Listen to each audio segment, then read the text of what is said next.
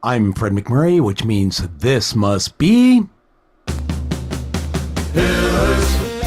pillars, pillars of franchising. Pillars, pillars, pillars of franchising.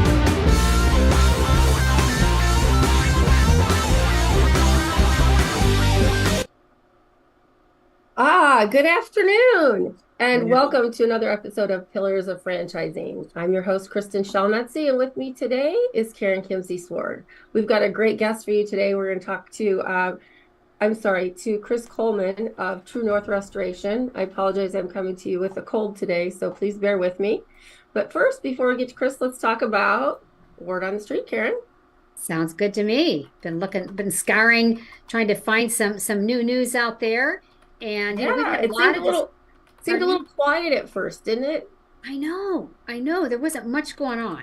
And one of the things I was taking a look at, I was looking at National Restaurant News, and they always have some good articles. And there's been so much about the economy, the impact of the economy in restaurants, the food service business. And I always like to look for good news, because there's always there always seems to be not so good news these past months, especially third quarter. So I found some glimmer of good news.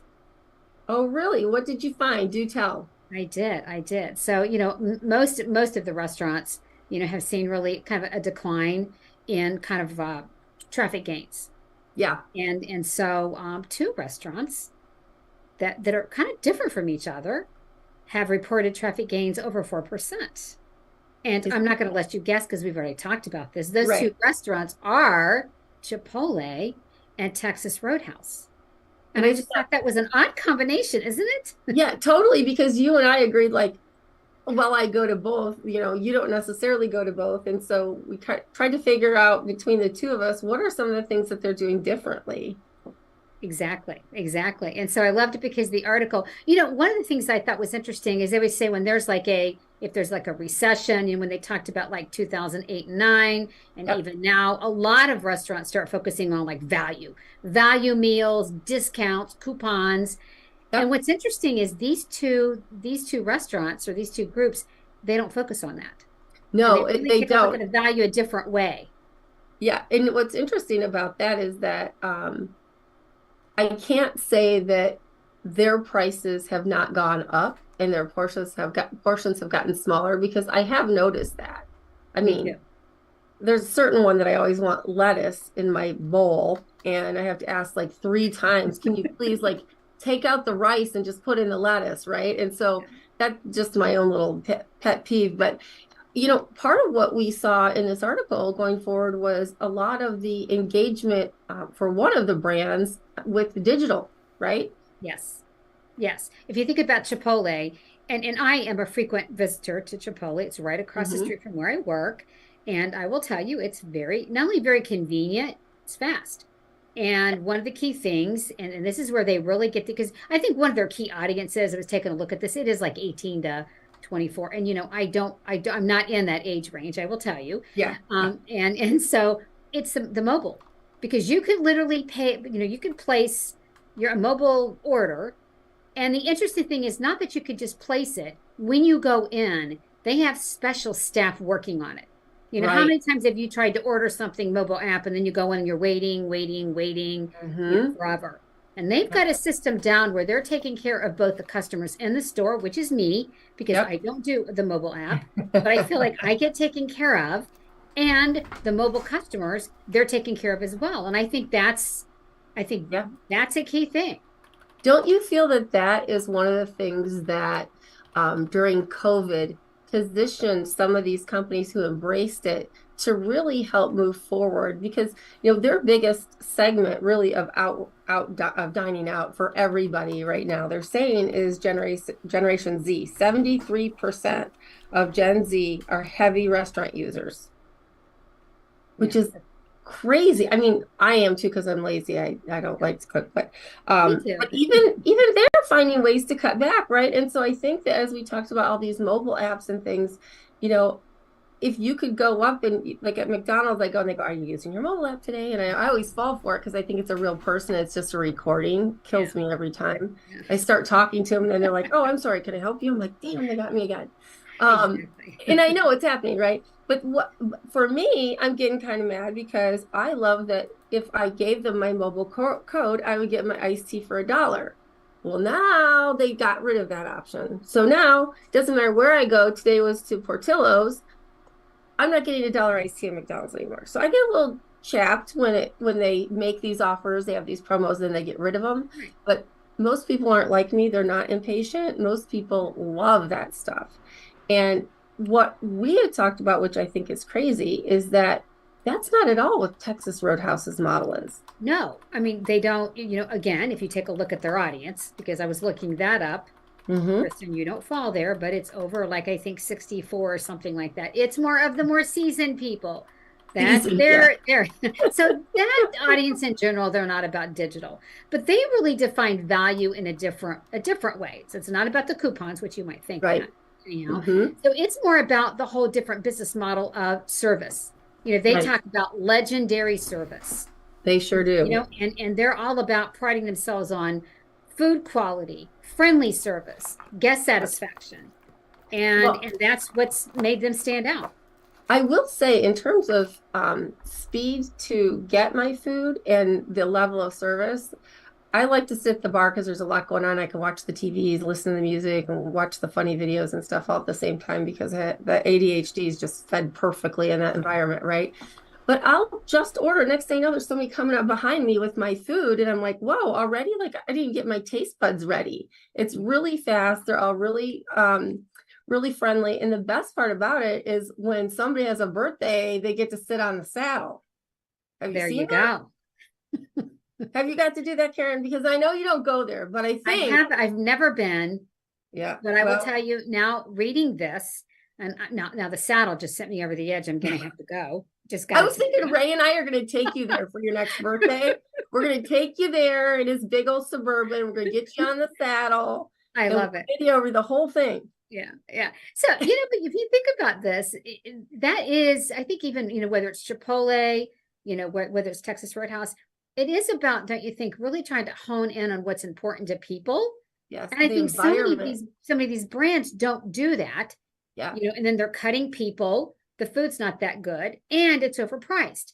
And then they're wondering why they're not doing as well. I'm not saying everybody, but I really applaud these two brands for really focusing on kind of thinking about value in a different way and then just driving that value home to the customers. Well, and the one value I'll end with this is that one thing I really like about going to Texas Roadhouse is they all have those shirts that say, "I love my job."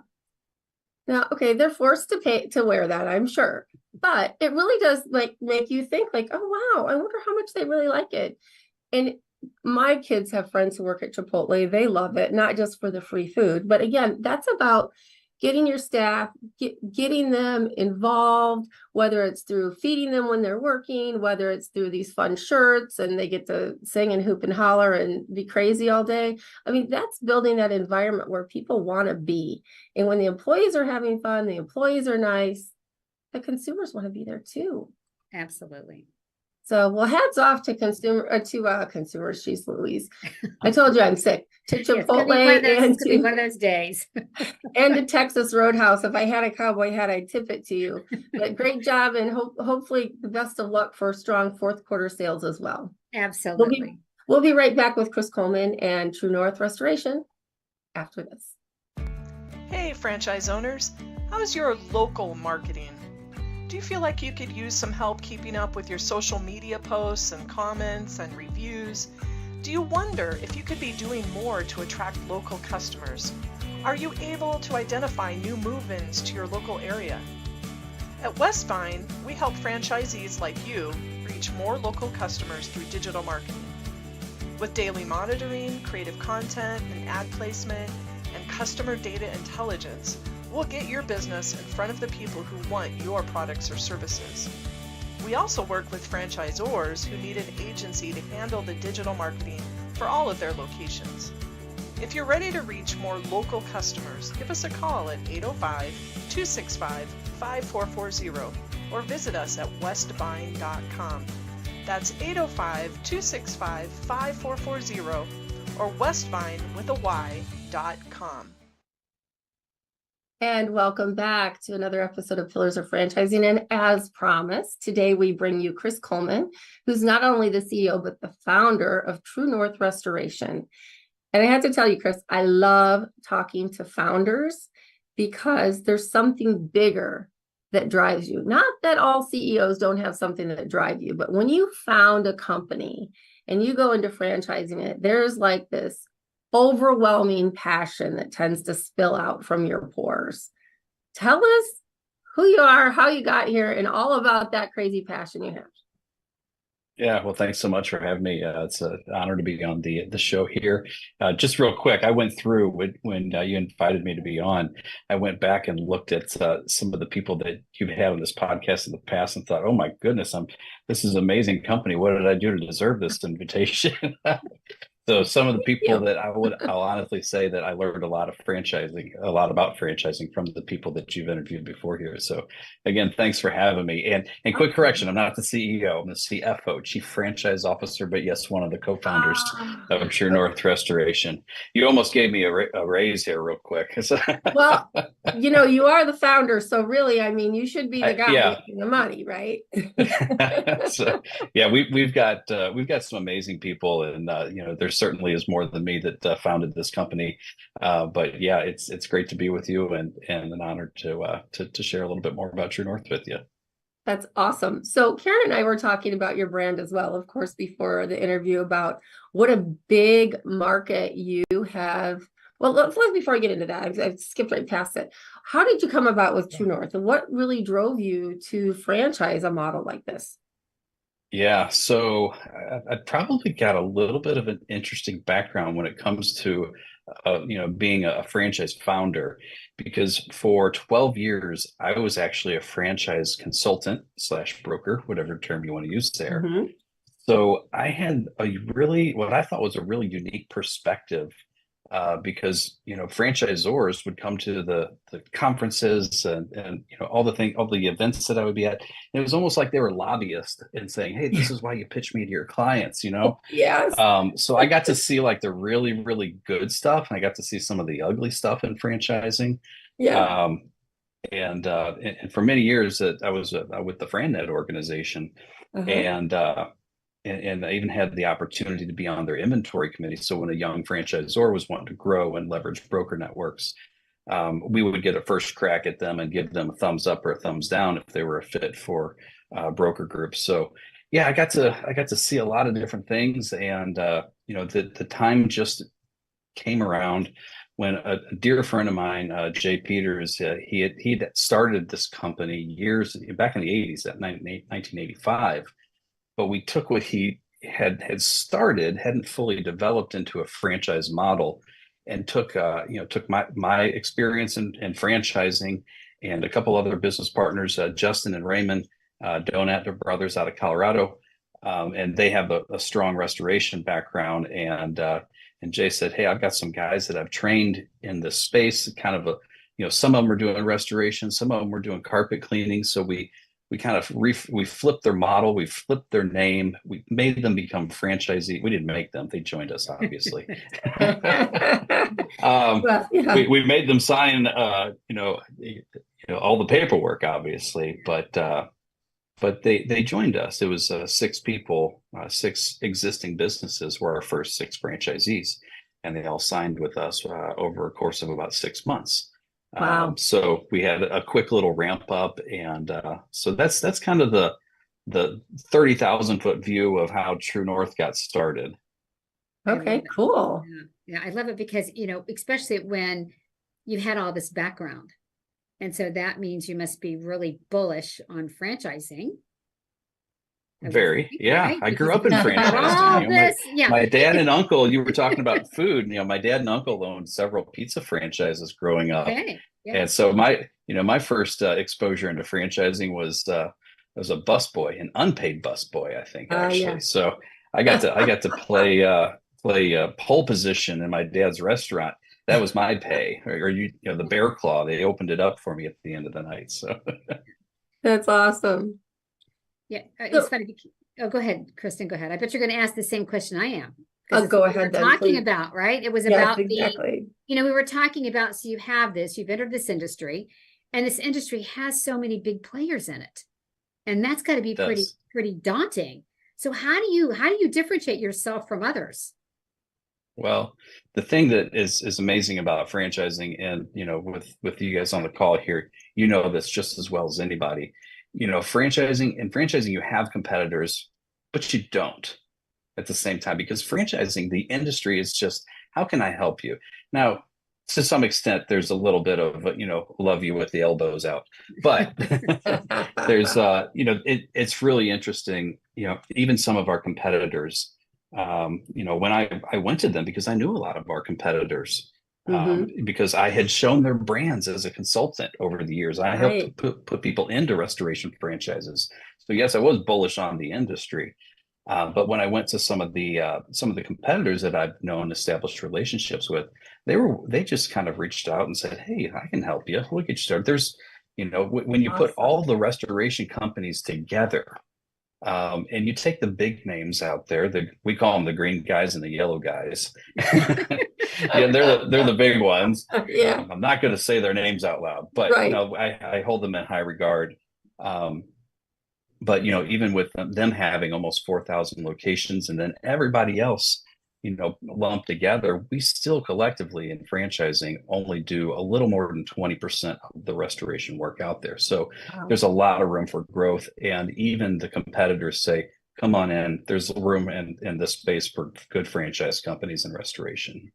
Well, I would think, especially after you have some of these natural disasters and you have such a dense population of people who are impacted. I mean, those send your staffing models off the charts. And so the more people who can do what you do is, critical at those points in times. Oh yeah, great point. And we've got great relationships with many of our competitors where we call them up and say, "Hey, are you like with the fires that happened in Maui, just absolutely devastating stuff that happened there. Are you guys going?" Well, there's not a lot for restoration companies to do there. It was just total destruction. So just like I said, horrible what happened there. But other scenarios, you take like a hurricane that hit Fort Myers last fall. We were working with other ones like, "Hey guys, we're busy. We can't. We're a young franchise. All of our franchisees are here, and we're maxed out. Do you want some leads and referrals?" And we take care of each other. That's awesome. So how do you differentiate yourself? Because again, as a broker, like I would want to know as a broker, how do I position you against some of the other guys, the green guys, the yellow guys, to make your brand really stand out? Yeah, no, good question. It's interesting because we all use the same drying techniques for the most part. We're all trained by the IICRC and have those certifications. We use the same equipment. It comes from the same places. It's just sometimes they're different colors. So you're right. How do you differentiate yourself? What we do is, I would say that there's a handful of things that make us a differentiator. I would say one of the things that draws a lot of people to us as a franchise candidate is just the fact that we're a faith-based company. So that is something, that's who we are. It's certainly not a qualifier for franchise ownership. But we do have some practices that we say, hey, we open a lot of our meetings with our franchisees even in prayer, and it's it's not for everybody, but it's who we are. So I would say that's a differentiator. Where there's a lot of franchises out there that are, but I've been told that we wear it on our sleeve a little bit more, which, hey, again, that's who we are. So that's one thing that kind of makes us a little different. Another thing that makes us a little different, and this is where the franchise consultant, background comes into play for me. Now that I'm on this side of the fence, we don't go out and do 3 packs, 10 packs, 400 packs. Yeah. Now that might make we have done 1 3-pack out of 16 locations. And that was for a extremely high qualified, person that just it was ready to sink a lot of money into it, hire a lot of people. But we try to really focus on single territory development.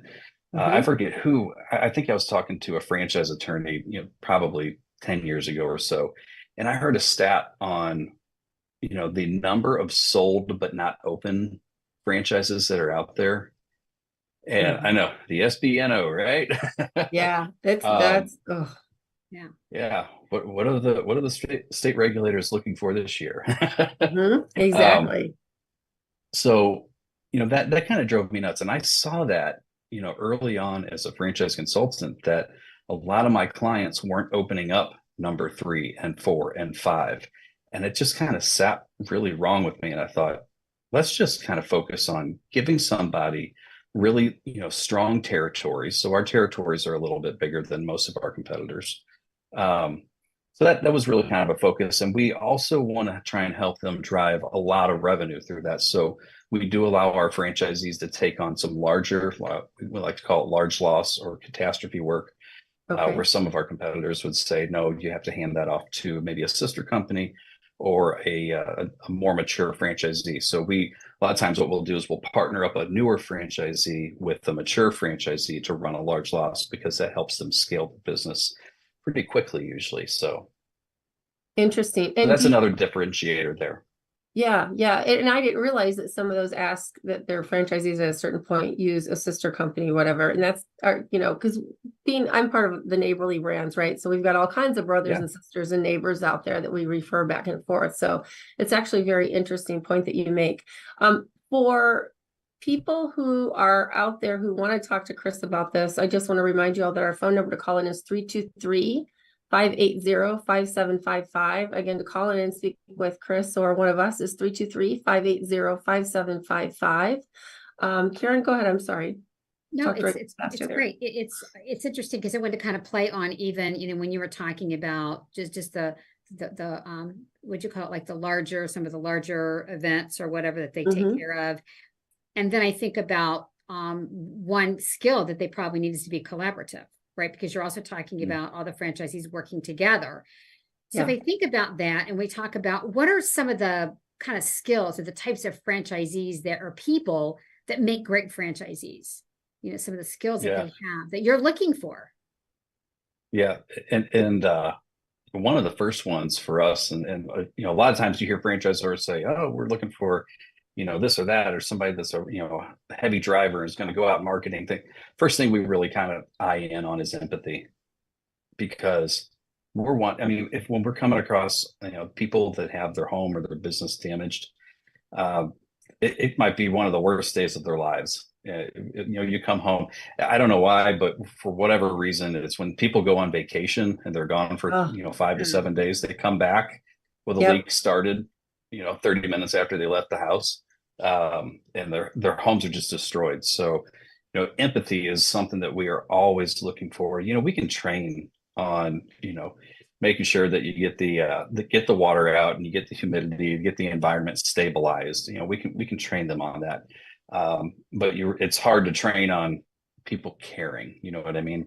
So true. So that's really one of the things that we really focus in on in our franchise development and our process that we take people through. So you talked about a little bit how you really work to make sure, and I love the idea that, we always talk about, let's do it right the first time with one unit, and then you can expand, right? Rather than that whole buying a 3-pack, a 10-pack, it really does make me sad, because people are so eager, right? And some come in thinking they're going to change the world, and some come in going, oh, it's so easy. It's, this is a semi-absentee business. I can do this. And then, as you said, they never get those other businesses open. And we've dealt with a few people like that. So when you look at kind of the average unit volume of some of your franchise locations, what are you looking at? What should people kind of wrap their brains about how much business they're going to be doing? Because your tickets are pretty large, right? Yeah, they can be real large. In our industry, it's not uncommon that somebody that's got even some minor damage in their home, it's $2,000-$3,000, and a lot of times it's closer to $10,000. But it's not uncommon to see things that are 6 figures the bigger the home, or a condominium type or apartment situations, things that have multiple stories, multiple tenants. The tickets can be pretty big, and we're in an industry where there's some really good margins within our system, and in our item 19. And that was from when we just really first got started. We've got some pretty strong numbers. I think 1.367 ish million. So yeah. So that those are the numbers. But that, like I said, that was only 8 of our locations when we first started getting up and getting running. We've since doubled in size, and I can't wait for our new item 19 to come out in the spring. Yeah. So I'm kind of like, I'm calling my franchise attorney, like, can we do it quicker? An amendment? Can I do a note real quick or something on this? Because it's always fun when you're thinking that way. That's great. It is, yeah. So can you tell us a little bit, anything that's disclosed in the FDD where people are like, this sounds really good, I'd love to do it, great unit sales, but what can I actually make off of it? Yeah. So, well, we don't have any nets in that. So I'm almost, I've been coached by my attorney, not to say. Your gross margins are around. No, gross and net, I think it's fairly safe to say you can even go out and Google this and find it, or chat GPT it. I don't know what the verb will be there in 5 years from now. Google yesterday. But, it's pretty common in our industry that a business can net 20-25% if they run a clean business. That's good, because a lot of people, they think about, not only do they have the money to invest, which will be our next cue for the question, but do they have enough money to invest? Do they have enough money to survive until they're at break even, right? And then really, what kind of income should they expect to replace if they're giving up their corporate job or, some other job to buy into this? So I think it's always really important to have those honest conversations. So people say, well, in some of these industries, you invest, $100,000, and for the first 3 years, you might make $25,000. Well, that's a bad deal, when you're giving up an $80,000 a year job. So, So in a roundabout way, I appreciate you answering that so that we could kind of get to that point. So can you tell us, what does somebody need to have to invest in a True North restoration? Yeah. So we put together an $80,000 liquidity requirement and a $250,000 net worth requirement. Now those are pretty low numbers when you look at. And I've worked with thousands of people over the course of the last 15 years that have been interested in buying a franchise as a consultant. So I know that there's a lot of people out there that's like, hey, that's a fairly low bar, but it's not for everybody. So what we do, and we tend to be an equipment heavy business. We don't have tons of employees and high payrolls, things like that. We don't have retail locations, so it's a fairly low investment. Overall, we're, I like to block things off. We're a $100,000 to $200,000 investment roughly. Our item 19 will show under, or our investment shows under. It's like, I think it's actually 93 to 187. Yeah. But in reality, somebody's probably going to get into this type of a business and spend 125, 150 to get going. Yeah. I think one of the other things that really attracted me to this industry is that you can start really, really lean with a small location, even a small equipment package, and the jobs, as you land a job, you can say, okay, I don't have enough. I'm going to say yes to the job. And I know that I can have, the 6 dehumidifiers that I need, within 24, 48 hours from a supplier. And we put all those things in place and have negotiated rates for our franchisees to be able to scale up very quickly.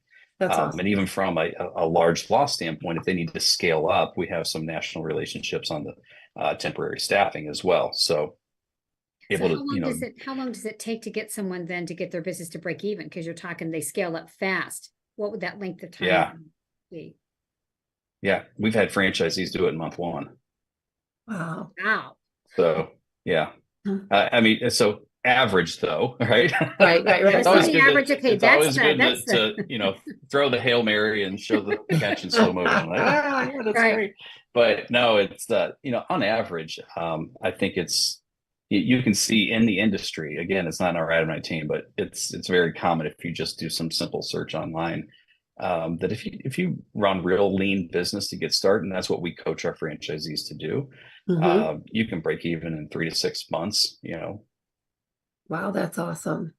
So again, kind of coming back to some of the higher margins, the higher tickets that we run, and like I said, a low labor model, and the ability to scale real quickly. And like I said, we're not collecting on a lot of franchise fees. We're actually saying, save that money and use it for marketing, save that money and use it for equipment or something else. That's awesome. Really, I'm interested. So start thinking about this, because you said that they don't need that many employees.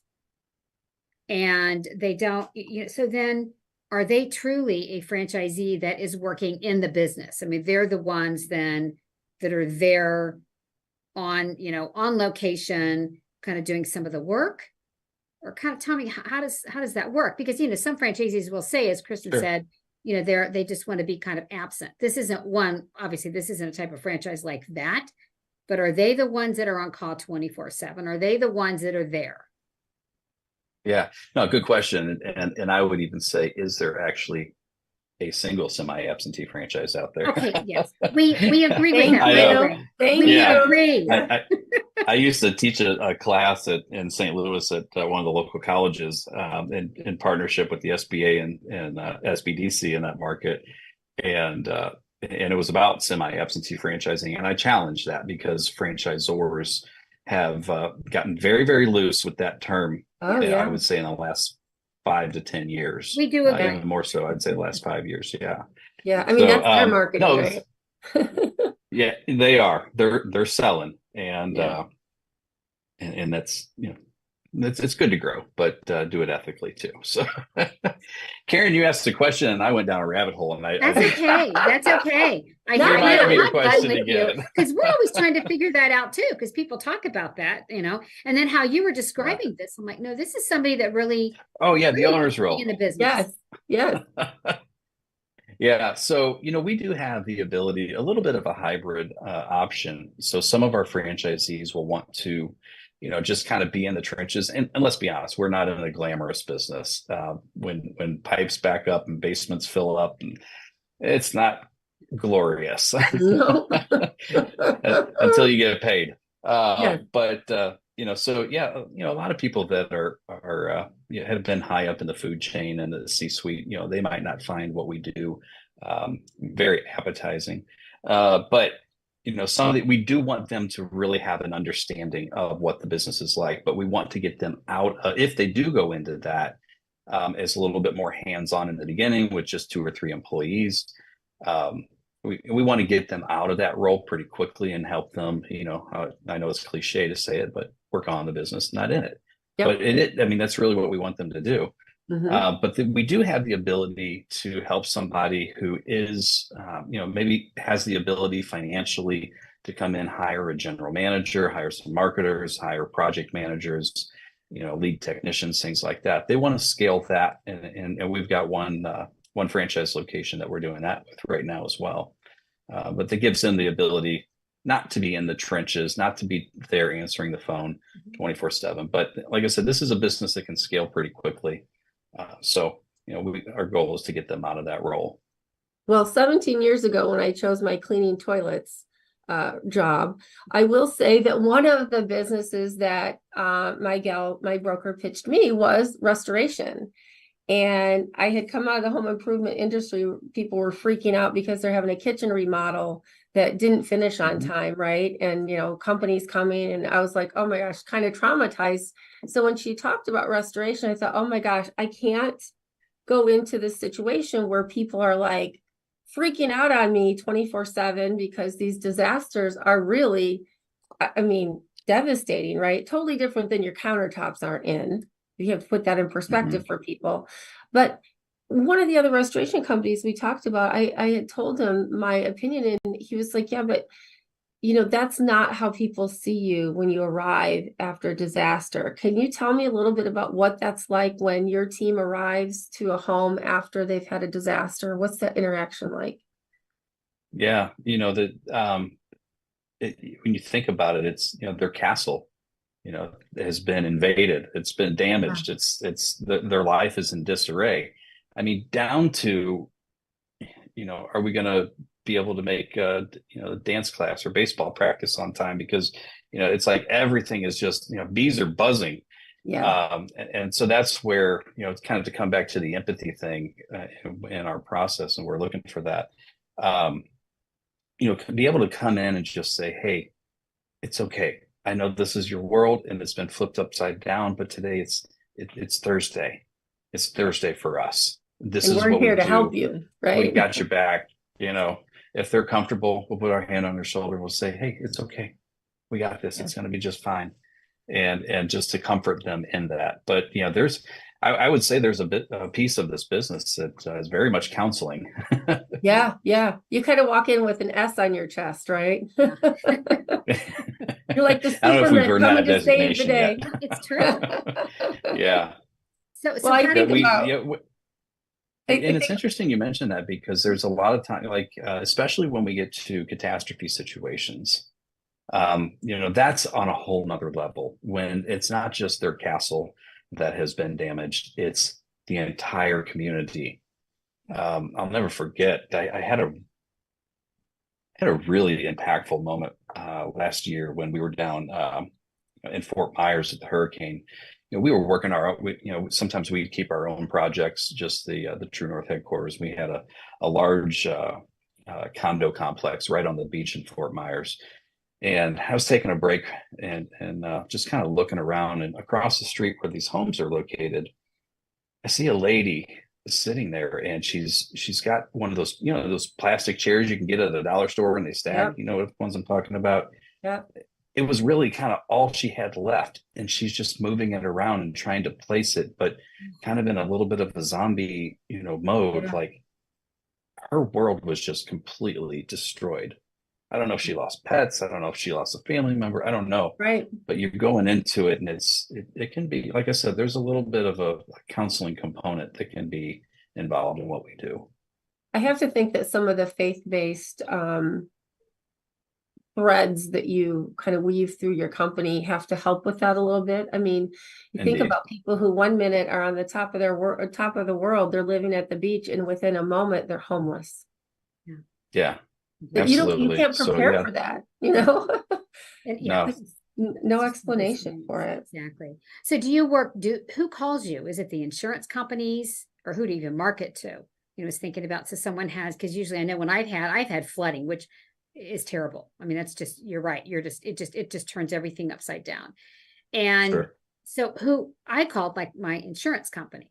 So is that what happens typically? Yeah, a lot of times, that's a situation where, we're a referred partner because the insurance agent or adjuster or somebody knows us and trusts us, Right. and therefore will refer us or one of our franchisees in their communities. Sometimes it's plumbers, because sometimes you got a fountain running in your basement or in your house. Who do you call first? It's probably not us. You're probably thinking, just get the plumber to turn this off. Yeah. Exactly. So That's true. there's a And lot that's of different. Yeah. Right. Yeah, we work with a lot of property maintenance people across the country, facilities managers, things like that. So because I've been working in toilets, I'm like, hey, this isn't really a bad deal. And I'm sure Ray's thinking, wow, maybe we should have done something like this, right? But it makes me think like, oh gosh, don't tell me it happened to me just like it happened to you, where my brain goes blank. Oh, I know. There's got to be a lot of knowledge that I need to learn as a new business owner in True North Restoration. What can you just kind of give me a brief overview? What would my training look like? Because I'm excited. I mean, I think it sounds like a good value business to buy into. It's something people are always going to need. So very consistent in the services segment. But there's got to be a lot I have to learn. Yeah, there's a lot to learn, and you can't learn it all at once. So it has to be absorbed.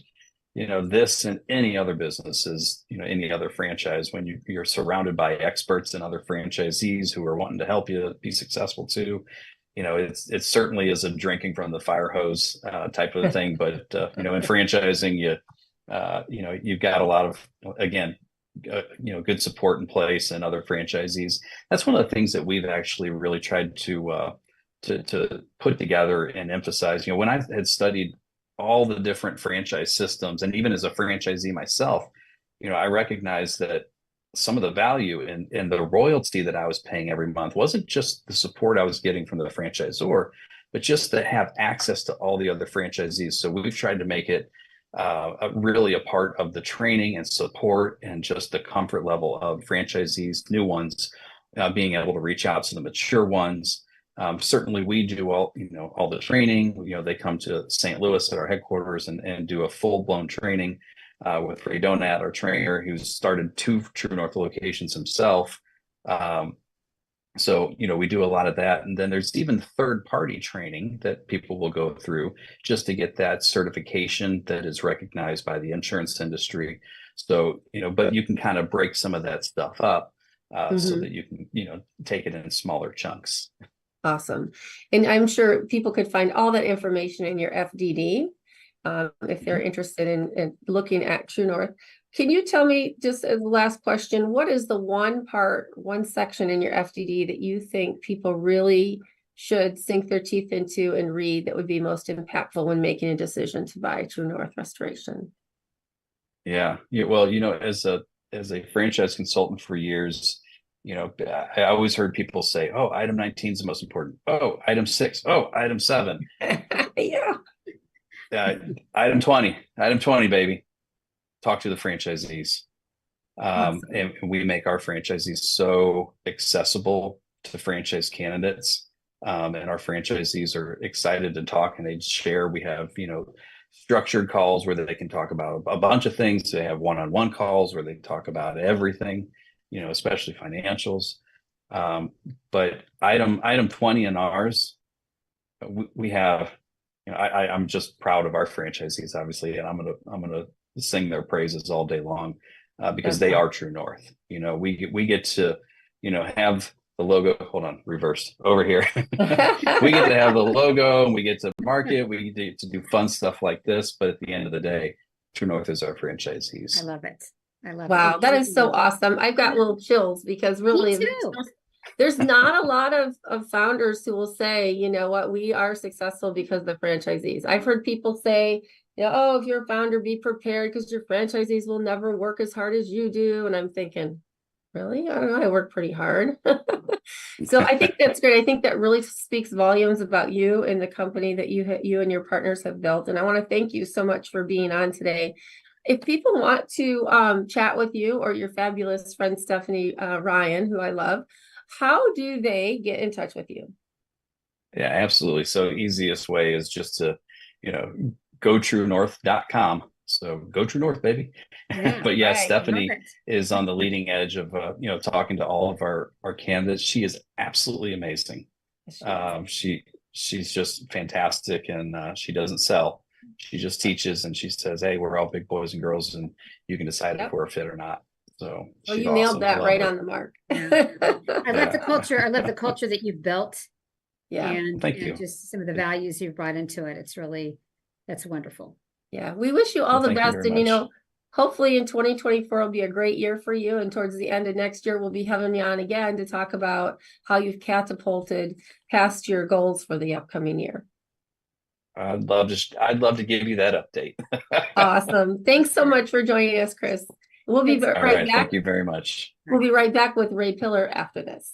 50 graduates resulting in 7 new franchisees owning 8 franchise brands, more than a dozen skilled graduates who are employees of franchise companies, all of them having earned a concentration in franchising exclusively granted by the Titus Center at Palm Beach Atlantic University, plus more than 80 franchise professionals on our advisory board. The Titus Center for Franchising is on fire in West Palm Beach, Florida. What do you need to join us? My students want to hear from you. They may even want to buy your franchise or work for your company. TitusCenter.com.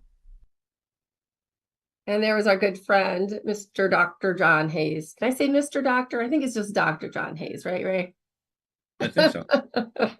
Hey, welcome back. We haven't seen or heard from you in like I know.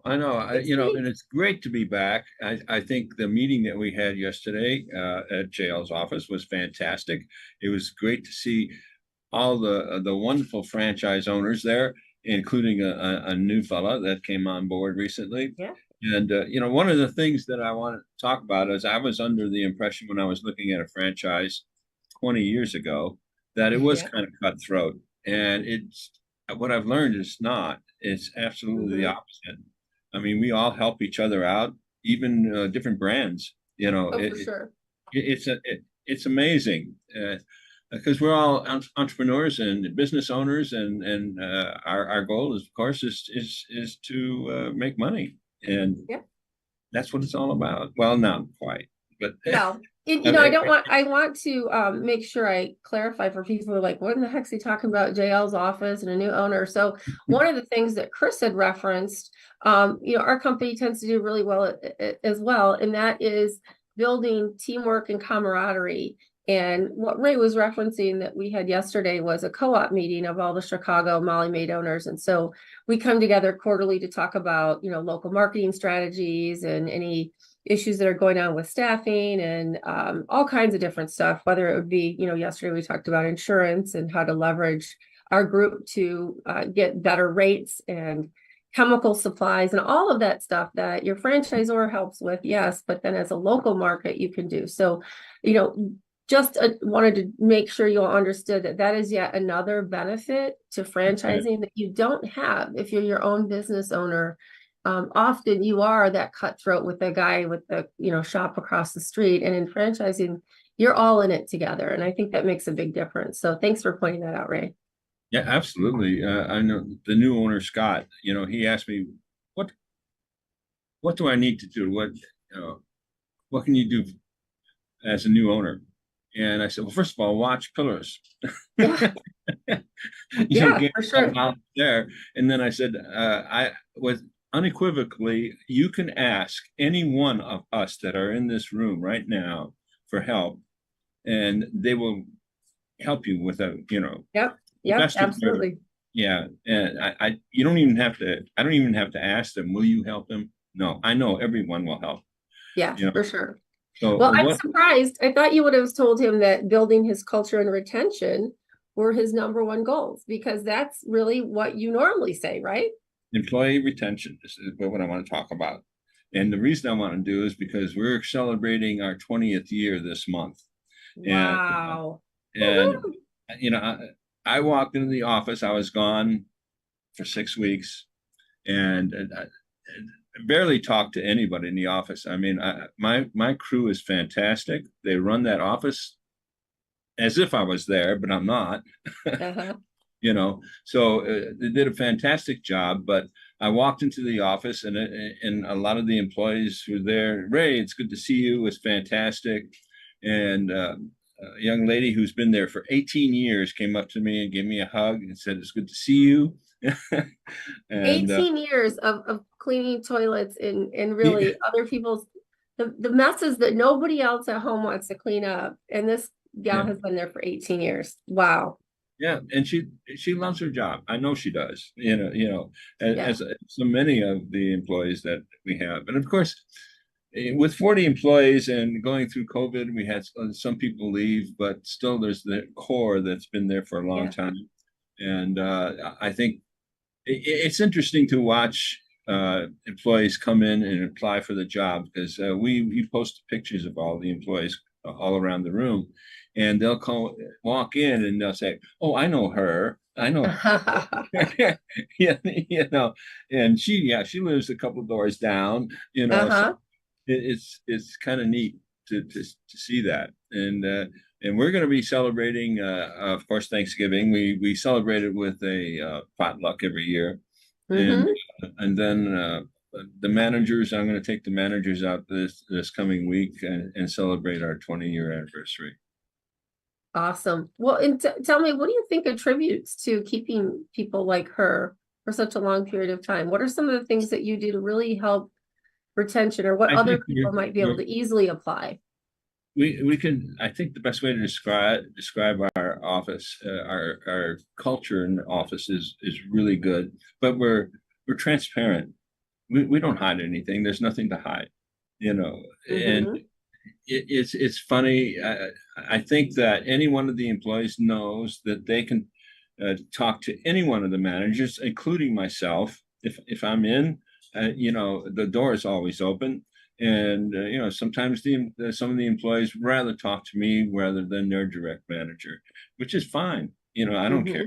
But I may ask, did you speak to so and so about this situation? She says, no, I didn't feel comfortable doing that. I want to talk to you. Fine. Yeah. Whatever. Yeah. We love it. That's awesome. Well, congratulations on 20 years. I can't believe, I'm behind you a couple of years, but not far. Yeah, I know. And I want to point out for everybody when you hear Ray's been gone for 6 weeks and he hasn't talked to anybody in the office, I don't call that semi-absentee for Ray. That's just semi-retirement, right? Okay. And your exit strategy, as we talk about a lot, and we're going to have someone on here in the next couple of weeks talking about, beginning with the end in mind, and nod to you, Karen, over there, but making sure that when you buy your franchise, you also understand when the time comes to move on, what does that look like? And for you, Ray, you've chosen to integrate your sons into your business to ensure that when you're gone, you've got that baton, and it creates generational wealth. You can pass that baton down and know that the business is safe and secure right as you left it. Yes. And that's not easy to do sometimes, but because you hear of a lot of people who are selling their businesses after 1 or 2 generations down. And then you also hear one that's been coming from New England. When I say coming from off vacation, we were talking to some people who have been in 17 farms that have been in their family for 17 generations. So tell me, but I'm watching Yellowstone. I'm hooked, and he just had that conversation. Yeah. So you know what I'm talking about, and so it can happen, but you've got to work at it, just like anything else. Just like keeping your employees, you've got to work at it. Yeah. Chris mentioned faith-based, and that's what we are in our office. And I know that not every one of our offices are that way, and not every one of our employees are that way. So some of them, will bow their heads when we pray in the beginning of a meeting, and some will walk around and do whatever they have to do. They're free to do that. We don't say everybody has to, pray at every time we have a prayer. So, and I think that's an important part of it, because I know that I owe a lot to my faith in my business and its success. So I want to share that. And I think that's one of the reasons God put me on this earth, is to help share that. Well, I know you do a great job up there, because you just don't have employees with that long of tenure doing the jobs that they're doing, and they stick around. So I want to thank you for always being such a great mentor on the show and in person. And you're one of the people that I got to know when I first bought. So you certainly, when you talk about this on the show, you're not just talking about it, you actually walk the talk. So I appreciate that about you, and I hope you have a great week. And I think Fred's going to wrap us up here really soon. And there we go. It's wrapped, is what that means when it's just me. And I'd like to thank you all for joining us on the show today. Be sure to stay tuned next week as we return with our contributor segments. We've got Jerry Akers, who will be coming back after quite some time on the road working with some emerging brands. He's got some exciting things to talk about on that front, as well as some involvement that he's had with IFA and, of course, Washington, D.C. I'd like to thank all of our Million Dollar mentors who have franchise news and bring it to us every week, from Ray Pillar to Karen Kimsey-Sward, Jerry Akers, and of course, Laura Liss, our franchise lawyer that is on staff and will be back joining us again soon, and all that they do.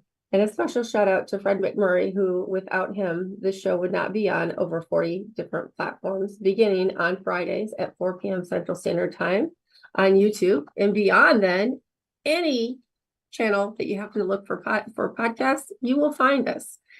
So don't be afraid to take a look and see where you might find us next, from Apple to, help me out, Audible or any of those others. So I apologize for coming to you sick today, but I hope you have a great week. Thank you again. This has been an episode of Pillars of Franchising. Spotify, iHeartRadio, Pandora, all the good ones. Thank you. I'm running out of words and voice. Thank you all. I'll see you next week.